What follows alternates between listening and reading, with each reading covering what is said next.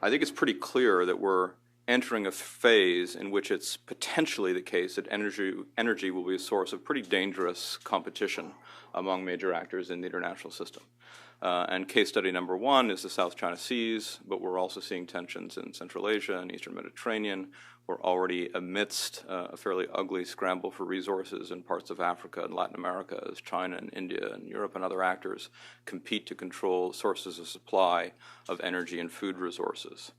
And I think the question of whether or not we see a system in which that dangerous competition is entrenched and embedded, or whether we maintain something that resembles an open international system in the trade of energy and the trade of food and the global transmission of energy and food supplies, is a really pivotal question for the international order in the coming era. And I think we have to look at the outcomes in Camp David through that lens. And I think that what we're going to see in Camp David is very positive in those terms, in terms of the signals from a subset of countries, obviously, but an important subset of countries, with vital stakes in both energy and food issues in terms of putting their political weight and their investment resources behind open international systems here. Free trade in energy and food, a global infrastructure for energy, an open approach, and other tools that can kind of foster a sense of energy and food being important global systems and not just a kind of narrow search for supply. And I think that's an important aspect of what Camp David is going to do. And similarly on food, Mike talked about this and talked about the fact that it has been a priority for the administration since the L'Aquila summit in Rome, and I think we also have to say in the previous administration as well. The two things are closely related. The single biggest input to the price of food is the price of energy.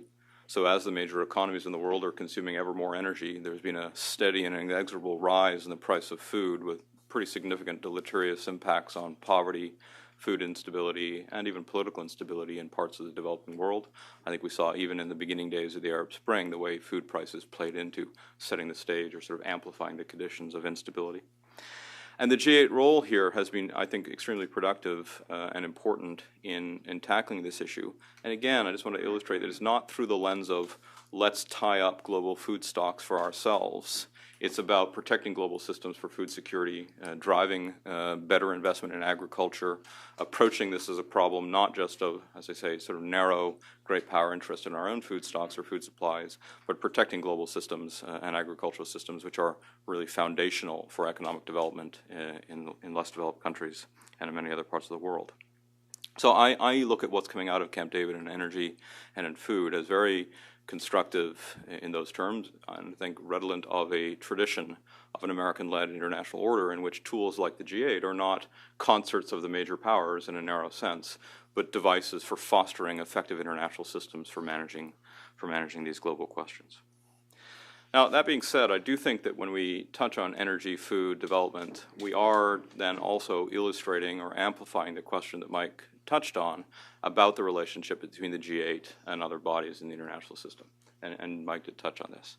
Because these are also issues that are taken up by the G20, by the UN, by the BRICS, by lots of other actors.